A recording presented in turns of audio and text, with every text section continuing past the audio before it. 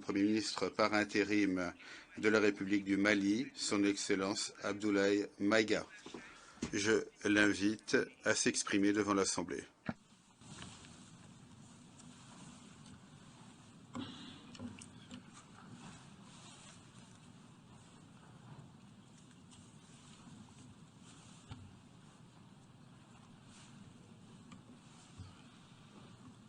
Monsieur le Président de l'Assemblée générale, Mesdames et Messieurs les chefs d'État et de gouvernement, Monsieur le Secrétaire général de l'Organisation des Nations unies, Mesdames et Messieurs, de prime abord, je voudrais m'acquitter de l'agréable devoir de vous adresser les chaleureuses salutations du peuple malien, riche de sa diversité culturelle, religieuse et ethnique, ainsi que celle de son Excellence, le colonel Assimi Goïta, président de la transition, chef de l'État.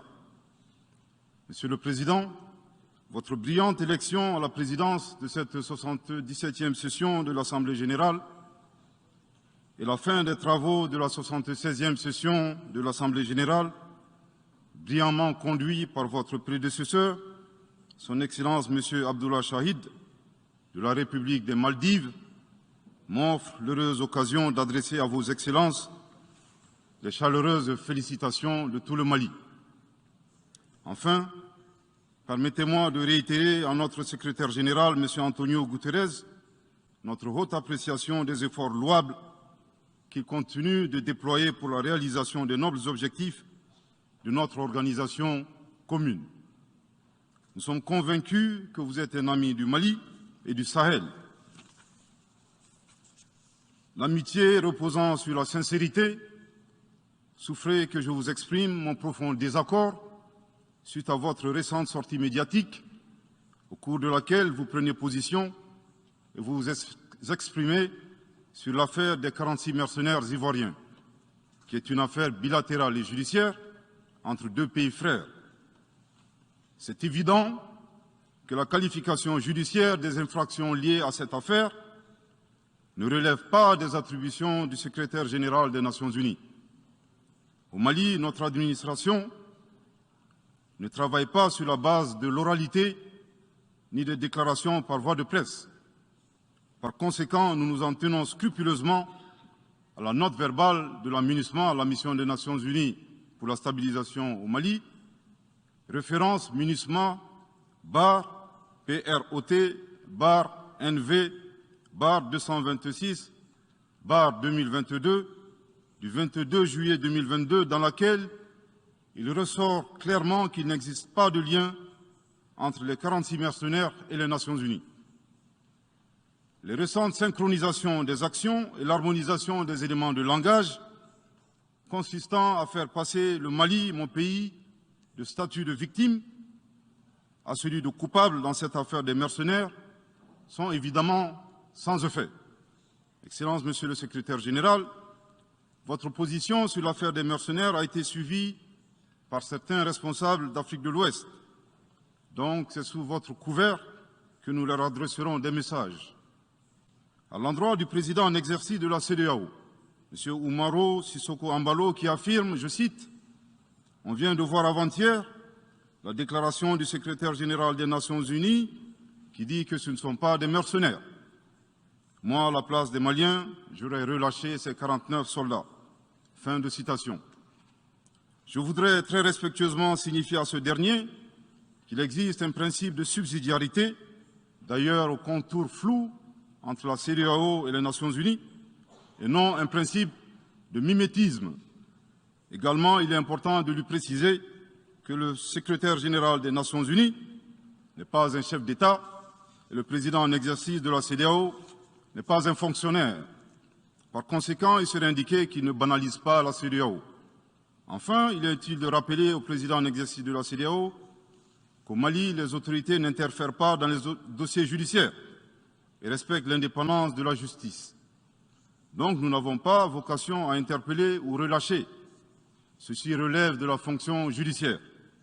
Aussi, M. Umaro Sissoko Embalo doit être conscient du fait qu'il est le dépositaire d'un lourd héritage et de plusieurs sacrifices qui ont fait la renommée de cette organisation.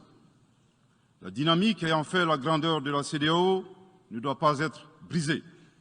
Par ailleurs, nous avons pris acte de la menace de sanctions proférées contre le Mali, et loin d'être impressionnés par des sanctions, je voudrais signaler au président en exercice de la CEDEAO qu'à la fin de son mandat, les peuples ouest-africains le jugeront sur les efforts qu'il a fournis pour améliorer les conditions de vie des populations et non des shows médiatiques servant des agendas étrangers. À l'endroit de M. Bazoum, il remarquera que le gouvernement de la transition n'a pour le moment jamais réagi à ces propos injurieux pour deux raisons cumulatives. La première raison tient au respect de l'héritage laissé par nos ancêtres, qui consiste à ne pas répondre aux injures par des injures. La seconde relève de l'identité de M. Bazoum, l'étranger qui se réclame du Niger. Nous savons que le peuple nigérien, frère du Mali, se distingue par des valeurs sociétales, culturelles et religieuses très riches. M. Bazoum n'est pas un Nigérien, son comportement nous le reconforte totalement dans notre constat.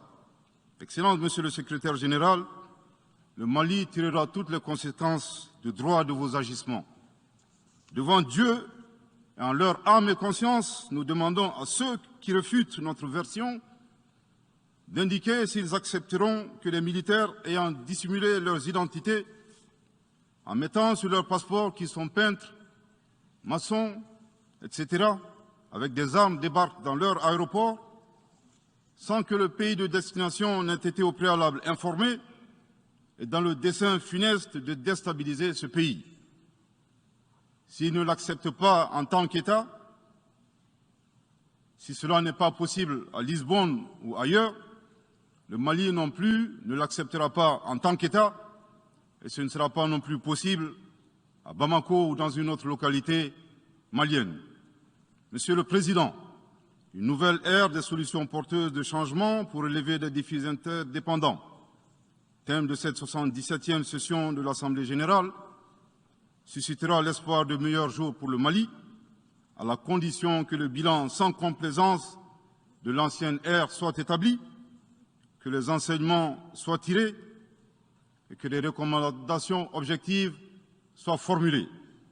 Une fois cet état franchi, je ne doute pas qu'à travers notre action collective, nous réussirons à pacifier les multiples foyers de tension dans le monde, mais aussi à promouvoir un développement harmonieux et lutter efficacement contre les pandémies, la dégradation de l'environnement et le réchauffement climatique, les inégalités et les politiques de domination et de prédation des ressources. Depuis le mois d'août 2020, le Mali, mon pays, se trouve dans un processus de transition qui prendra fin le 26 mars 2024 par le transfert de pouvoir aux autorités élues.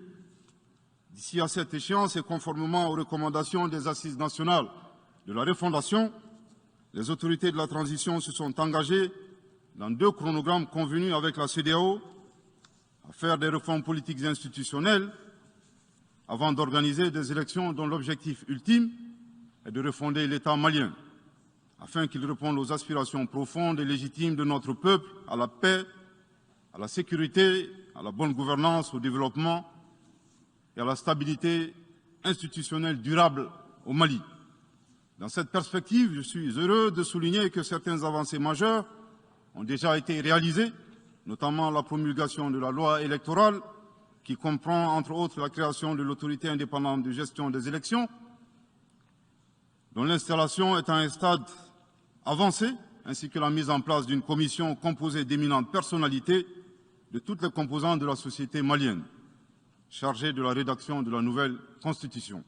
Monsieur le Président, sur un autre plan, peu de gens savent que le Mali est le seul pays au monde dans lequel se superposent et se déroulent simultanément 4 types d'insécurité: le terrorisme, les conflits communautaires manipulés par les terroristes et leurs sponsors étatiques étrangers, la criminalité transnationale organisée et les actions violentes d'individus isolés. Parallèlement à ce processus de retour à l'ordre constitutionnel, le Mali continue de mener une lutte sans merci contre les acteurs de l'insécurité, en particulier les groupes extrémistes qui sont responsables de toutes sortes d'abus contre nos paisibles populations. En ce qui concerne le Mali, je suis heureux et fier de vous annoncer que les groupes terroristes ont été sérieusement affaiblis et la peur a même changé de camp. Cependant, ces groupes criminels gardent encore et toujours une certaine capacité de nuisance dans leur tentative désespérée de porter atteinte à notre intégrité territoriale et de terroriser nos populations. Les vaillantes forces de défense et de sécurité du Mali restent déterminées à faire face à toutes les menaces d'où qu'elles viennent, sous l'impulsion de son Excellence le colonel Assimi Goïta, président de la transition, chef de l'État. Le gouvernement du Mali continue d'intensifier les efforts importants pour recruter, former, équiper et renforcer les capacités opérationnelles des forces de défense et de sécurité maliennes. Je dois dire ici que les actions offensives menées jusque-là ont permis à nos forces de remporter des victoires décisives contre les forces obscurantistes. Elles ont également permis à l'État de reprendre pied et de réaffirmer son autorité sur une grande partie du territoire national, ainsi que de favoriser le retour de plusieurs milliers de nos compatriotes dans leur localité d'origine. Cependant, nous savons que la solution uniquement militaire ou sécuritaire a ses limites. C'est la raison pour laquelle, en appui à l'action militaire, le gouvernement du Mali s'est doté d'une stratégie globale et intégrée, comprenant des mesures politiques, sociales, de développement, y compris la fourniture des services sociaux de base à nos populations, durement affectées par la crise multiforme que nous traversons depuis janvier 2012, avec comme objectif la restauration de l'autorité de l'État sur l'ensemble du territoire national. Dans cette dynamique, le gouvernement du Mali a approuvé le 24 août dernier la stratégie nationale de stabilisation des régions du centre et son plan d'action 2022-2024. Cette stratégie traduit la volonté des autorités de la transition d'avoir une approche holistique de la stabilisation des régions du centre. Elle vise à faire du centre une zone stable et prospère où les communautés sont réconciliées et vivent en harmonie avec leurs voisins. Parallèlement, la mise en œuvre diligente et intelligente de l'accord pour la paix et la réconciliation au Mali, issu du processus d'Alger, demeure une priorité stratégique des autorités de la transition. En tant qu'instrument pacifique de résolution durable de crise que traverse le Mali dans sa partie nord, je dois dire que je suis particulièrement heureux des conclusions de la deuxième réunion de niveau décisionnel des parties à l'accord, tenue à Bamako du 1er au 5 août 2022. Cette importante réunion, qui a regroupé les parties signataires et la médiation internationale, a permis de lever certains obstacles afin de relancer le processus de mise en œuvre de l'accord. Poursuivant cette dynamique positive et progressive du processus de paix, la 6e réunion de haut niveau du comité de suivi de l'accord, CSA, s'est tenue à Bamako il y a à peine quelques semaines, le 2 septembre 2022. Cette session du CSA est un signal fort de la volonté des parties à s'engager dans une nouvelle dynamique en vue de parachever la mise en œuvre de l'accord. Je réaffirme ici notre attachement à ce processus, dont la réussite demeure l'une des conditions sine qua non de la stabilité durable du Mali. C'est le lieu pour moi de saluer une fois de plus le rôle actif de l'Algérie et l'accompagnement de l'équipe de médiation internationale. Je n'oublie pas ici la situation des réfugiés maliens dans les pays voisins, que je salue au passage pour leur hospitalité à l'égard des nôtres. Je n'oublie pas non plus celle de nos compatriotes déplacés internes. Je veux les rassurer que le gouvernement du Mali reste très attentif à leur situation précaire et que tous nos efforts visent à créer les conditions propices à leur retour dans la sécurité et la dignité en vue de leur participation effective à la vie de la nation. Monsieur le Président, dans sa difficile quête pour la paix, la stabilité et le développement durable, le peuple malien reste reconnaissant des efforts et des sacrifices consentis par la MINUSMA, de sa création en juillet 2013 à nos jours, visant à aider le Mali à restaurer son autorité sur l'ensemble de son territoire. C'est pourquoi je tiens à rendre hommage au nom du peuple et du gouvernement malien à la mémoire de toutes les victimes maliennes comme étrangères, civiles comme militaires, tombées sur le champ d'honneur au Mali. Cela dit, il nous faut reconnaître que près de 10 ans après son établissement, les objectifs pour lesquels la MINUSMA a été déployée au Mali ne sont pas atteints, et ce, en dépit des nombreuses résolutions du Conseil de sécurité. C'est pourquoi le gouvernement du Mali réitère sa demande, maintes fois exprimée, d'un changement de paradigme, d'une adaptation de la MINUSMA à l'environnement dans lequel elle est déployée et d'une meilleure articulation de cette mission avec les autorités maliennes. Dans cette perspective, il est extrêmement important pour la MINUSMA de rester une force d'appui au Mali dans sa quête de stabilité. Le gouvernement du Mali dénonce les influences extérieures négatives et les tentatives d'instrumentalisation de certaines entités légalement présentes au Mali pour servir des agendas cachés, y compris à travers l'exploitation de la question des droits de l'homme aux fins de déstabilisation. Monsieur le Président, le monde se souviendra qu'après avoir été abandonné en plein vol le 10 juin 2021 par la France, qui a unilatéralement décidé de retirer la force Barkhane du Mali, mon pays a été ensuite poignardé dans le dos par les autorités françaises. La précision est d'autant plus utile que nous refusons tout amalgame avec le peuple français que nous respectons. Les autorités françaises, profondément anti-françaises, pour avoir régné les valeurs morales universelles et trahi le lourd héritage humaniste des philosophes des Lumières, se sont transformées en une junte au service de l'obscurantisme. Je répète, les autorités françaises, profondément anti-françaises, pour avoir régné les valeurs morales universelles et trahi le lourd héritage humaniste des philosophes des Lumières, se sont transformées en une junte au service de l'obscurantisme. Je répète pour une dernière fois. Les autorités françaises, profondément anti-françaises, pour avoir régné les valeurs morales universelles et trahi le lourd héritage des philosophes des Lumières, se sont transformées en une junte au service de l'obscurantisme. Obscurantisme de la junte française nostalgique de pratiques néocoloniales, condescendantes, paternalistes et revanchardes, qui a commandité et prémédité des sanctions inédites, illégales, illégitimes et inhumaines de la CEDEAO et de l'UEMOA contre le Mali et mon pays. Après plus de 10 ans d'insécurité et en fait des milliers de morts, autant de réfugiés et de déplacés internes, n'est-ce pas un sacrilège de mettre une population malienne victime de l'insécurité dans un pays enclavé sous embargo pendant 7 mois, en procédant à la fermeture des frontières et la saisie des comptes financiers du Mali. Grâce à sa résilience et à la solidarité de pays amis et des peuples africains, le peuple malien a tenu et a déjoué les pronostics de ses adversaires. Obscurantisme de la junte française qui s'est rendue coupable d'instrumentalisation des différences ethniques, en oubliant si vite sa responsabilité dans le génocide contre les Tutsis au Rwanda, coupable également de tenter désespérément de diviser les Maliens, enfants d'une même famille.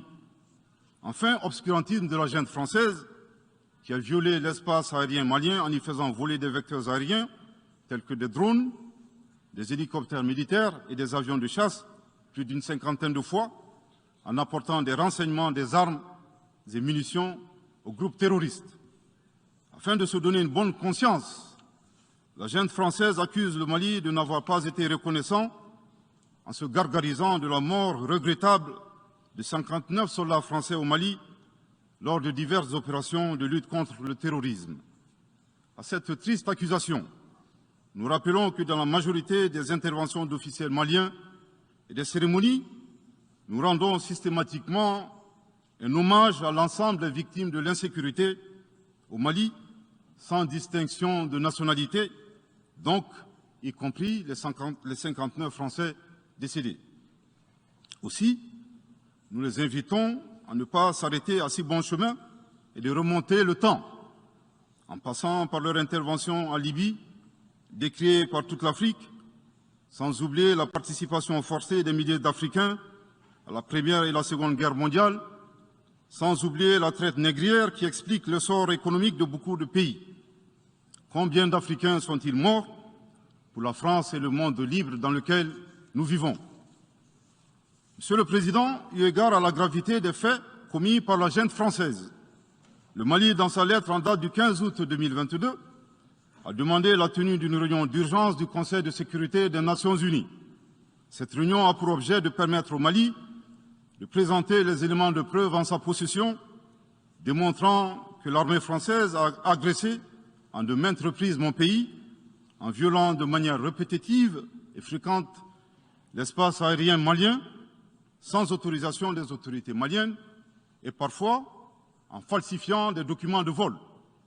Plus grave, Monsieur le Président, le Mali sera en mesure de prouver que la junte française a fourni des renseignements et des armes à des groupes terroristes. Le gouvernement du Mali s'interroge sur les raisons qui poussent cet État membre du Conseil de sécurité, de surcroît assurant la présidence de cet organe, à faire obstacle au débat en vue de la manifestation de la vérité. Le monde doit être édifié sur les faits graves qui se sont déroulés au Mali et qui sont à la base de l'aggravation de l'insécurité et de la déstabilisation du Mali et du Sahel. Par la saisine du Conseil de sécurité, le gouvernement du Mali entend mettre cet important organe chargé à titre principal du maintien de la paix et de la sécurité internationale face à ses responsabilités et dénoncer les agissements de la junte française contre mon pays. Ces actes hostiles sont incompatibles avec la Charte des Nations Unies et son statut de membre permanent. Il y va de la crédibilité de notre mécanisme commun, de l'efficacité de la lutte contre le terrorisme, mais surtout, il y va de l'intégrité de l'Organisation des Nations Unies, qui repose entre autres sur le respect des engagements internationaux, de la légalité internationale et de la Charte des Nations Unies. Monsieur le Président, il semble opportun pour le Mali de demander votre implication personnelle auprès du Conseil de sécurité des Nations Unies afin que notre demande aboutisse pour que cesse la duplicité et la guerre par procuration imposée à mon pays. Monsieur le Président, dans la lutte contre le terrorisme et l'extrémisme violent, le gouvernement du Mali est fortement interpellé sur la question des droits de l'homme. Je tiens à souligner que les droits de l'homme constituent avant tout des valeurs qu'incarne chaque Malien. Aussi, le gouvernement du Mali reste déterminé à les respecter et à les faire respecter, conformément à sa politique de tolérance zéro contre l'impunité. Et cela par fidélité à nos valeurs ancestrales inscrites dans la charte de Kouroukanfouga, proclamée en 1236 par l'empereur du Mali, Soundiata Keïta. Le Mali, berceau de grandes civilisations, héritier de grands empires, terre de brassage, d'hospitalité et de tolérance, fait de la promotion et de la défense des droits de l'homme une priorité nationale.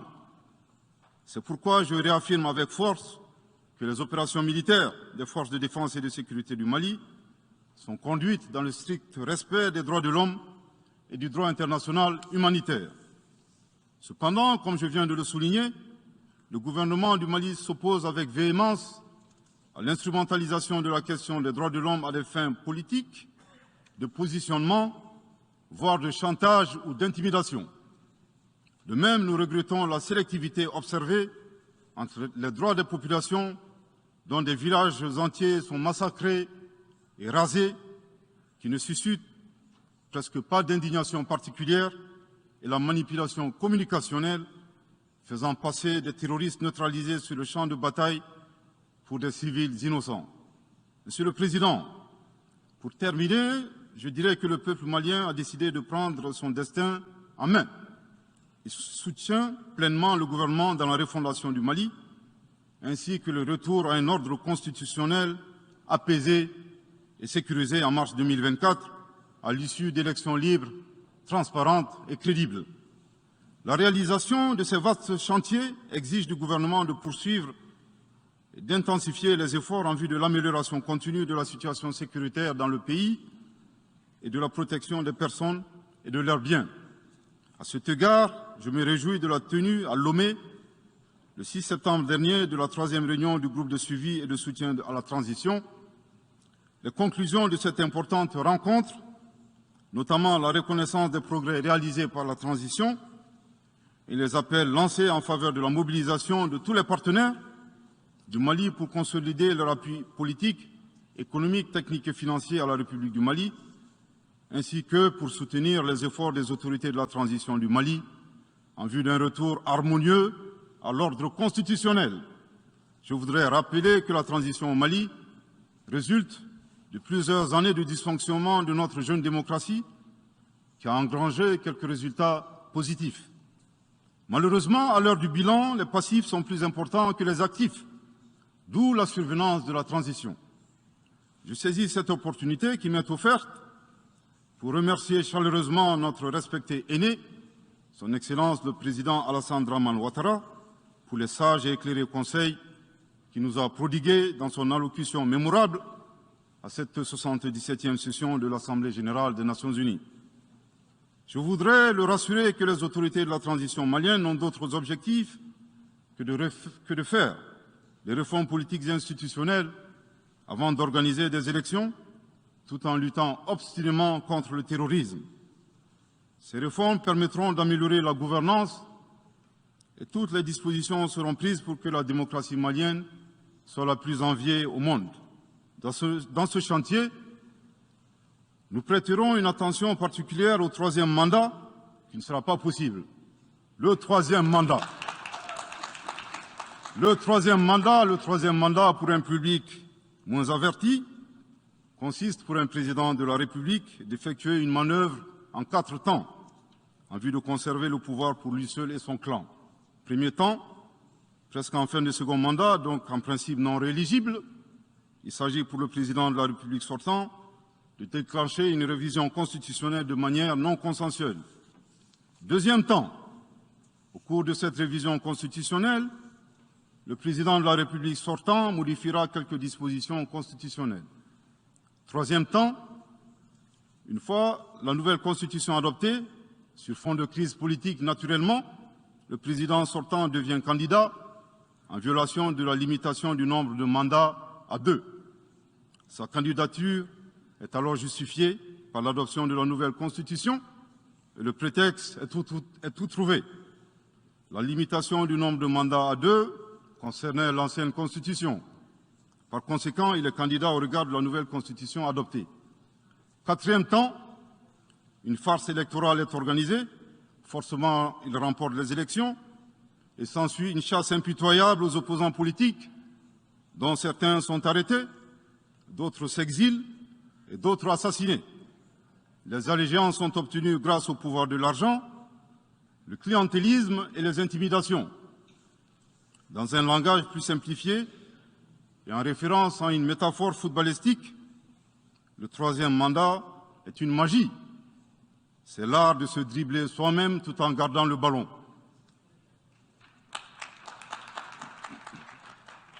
Excellence, Monsieur le Président Ouattara, vos conseils nous rappellent la triste histoire du chameau qui se moque de la bosse du dromadaire. Malgré les efforts tangibles de la transition malienne, dans la mise en œuvre des chronogrammes des réformes politiques et institutionnelles et celui des élections, salués par la communauté internationale, Madame la ministre des Affaires étrangères de la junte française, à qui le Mali n'a pourtant rien demandé, a estimé qu'il n'y avait pas eu de progrès, oubliant que nul ne peut aimer le Mali plus que les Maliens eux-mêmes. Sa position singulière et son adversité ne nous surprennent guère. Victor Hugo, dans Claude Gueux, a classé le genre humain en 2 catégories, en indiquant, je cite, qu'il y a des hommes qui sont fers et des hommes qui sont aimants. Fin de citation. Madame le ministre, dont il s'agit malheureusement, n'est ni fer, ni aimant, elle est hideusement sui generis. Devant l'incertitude et les situations étrangères, le peuple malien adopte une attitude prudente. C'est ce que l'écrivain et le sage Amadou Hampâté-Bâ met en relief en conseillant dans l'étrange destin de Wangrin que, je cite, « Si observer est une qualité, savoir se taire préserve de la calamité ». Fin de citation. Madame le ministre de la junte française, le Mali vous conseille de vous contenter d'observer sa situation. C'est l'occasion pour moi de saluer les relations de coopération exemplaires et fructueuses entre le Mali et la Russie, tout en réaffirmant que le Mali reste ouvert à tous les partenaires qui souhaite l'aider à relever les défis multiples qui l'assaillent, dans le respect strict de sa souveraineté, de son unité et de la dignité du peuple malien. Le Mali rappelle que, conformément à la vision du colonel Assimi Goïta, président de la transition chef de l'État, 3 principes guident l'action publique nationale. Premier principe, le respect de la souveraineté du Mali. Deuxième principe, le respect des choix stratégiques et de partenaires opérés par le Mali. Troisième principe, la prise en compte des intérêts vitaux du peuple malien dans les décisions prises. En application de ces principes, le Mali reste disposé à poursuivre et à renforcer ses relations de bon voisinage avec l'ensemble des pays qui l'entourent. De même, le Mali, fidèle à son engagement panafricain, continuera à œuvrer au sein des organisations sous-régionales et régionales pour la réalisation de l'intégration africaine. Également, l'atteinte des objectifs de la transition requiert l'accompagnement de l'ensemble des partenaires du Mali, y compris les Nations unies. J'en appelle donc aux amis du Mali à rester mobilisés aux côtés du gouvernement en vue de l'aider à relever ensemble ces défis importants. Pour la grande majorité des États du monde, convaincus par le respect mutuel et le partenariat gagnant-gagnant, je leur garantis que les portes du Mali leur sont grandement ouvertes et les Maliens les accueilleront les bras ouverts.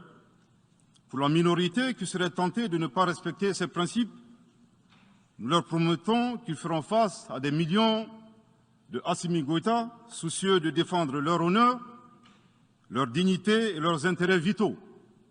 Je terminerai en donnant 2 conseils aux nostalgiques de la domination. Ayez le sens de l'empathie en traitant les autres comme vous voudrez être traités ou en ne faisant pas aux autres ce que vous ne voudrez pas qu'on vous fasse.